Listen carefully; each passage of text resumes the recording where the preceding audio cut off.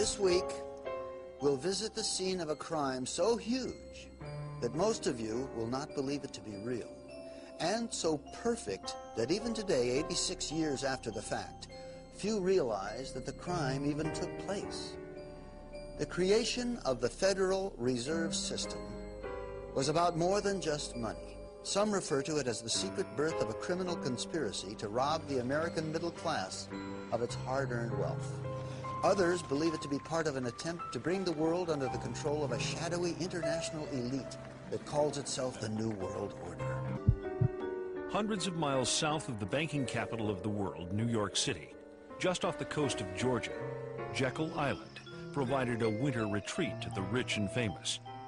This tiny ocean getaway was formerly owned by the monopoly man himself, international financier J.P. Morgan.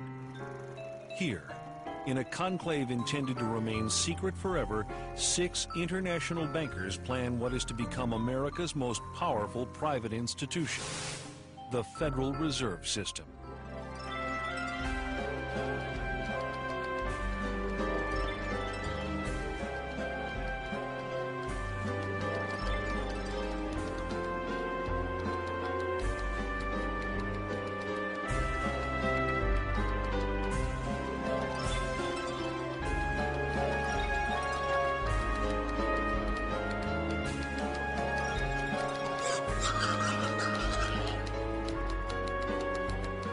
The Jekyll Island story is one of the great untold stories of the 20th century. These bankers who got together, left Hoboken in a sealed train, and the reporters were going crazy. They knew this was big.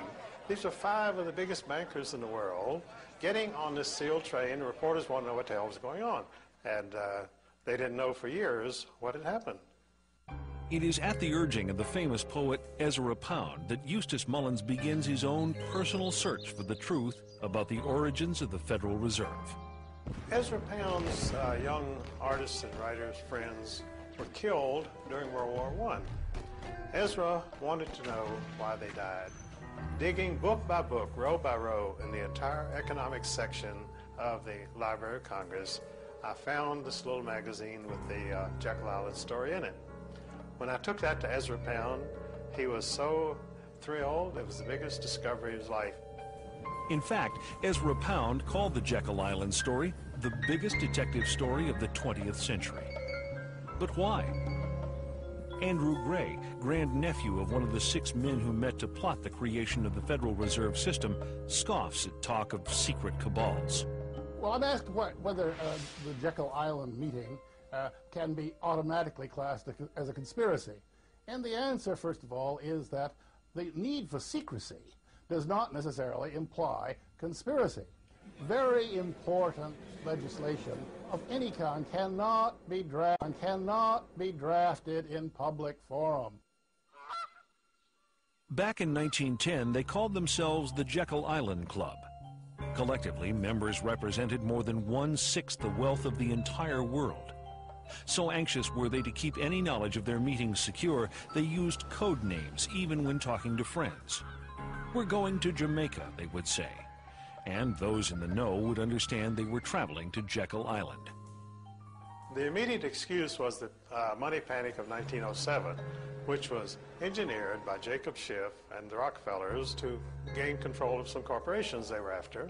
And so then they said, look, we've got another nationwide panic, we've got to have banking reform. The birth of the Federal Reserve System, we know, was at Jekyll Island, Georgia, in a secret meeting that took place that was attended by Senator Aldrich, who was the chairman of the banking committee, and whose son I knew, incidentally, Winthrop Aldrich, when he was chairman of the Chase Bank.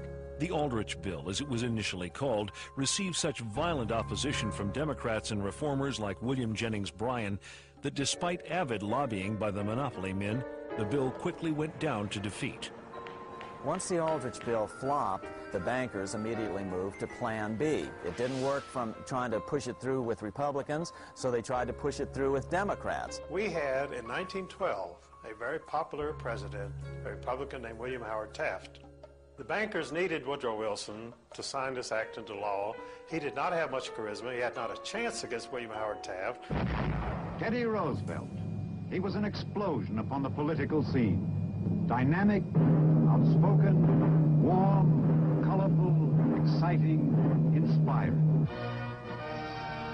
And under the surface was a man of ideals. You could say that J.P. Morgan really owned Theodore Roosevelt.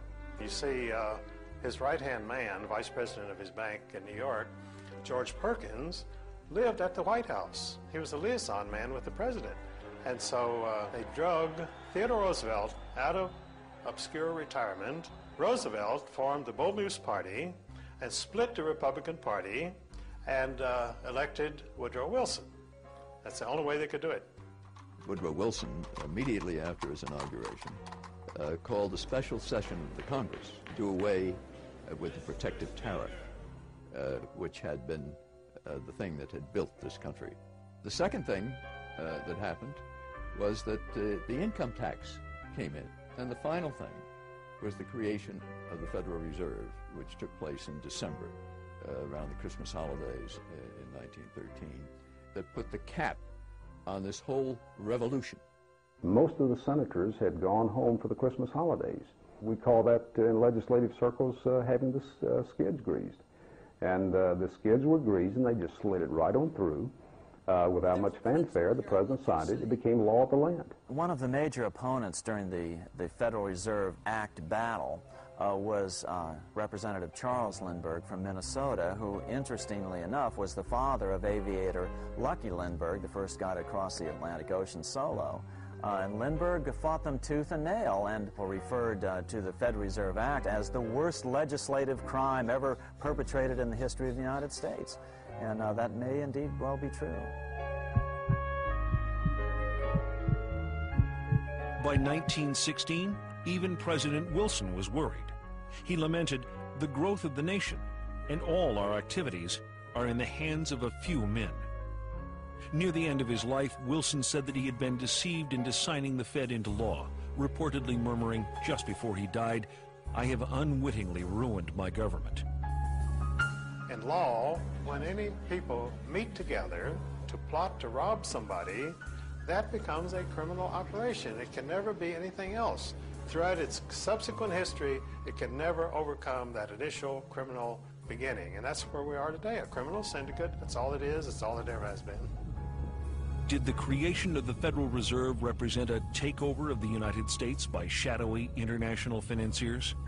Certainly, the Fed was designed to serve somebody's interest, but whose? Not the American banking community. It was the international banking community. The Morgans were an international family. The fortune had first been made in England, but they were allied with the Rothschilds and others in England, and one of their agents drafted the script for the Federal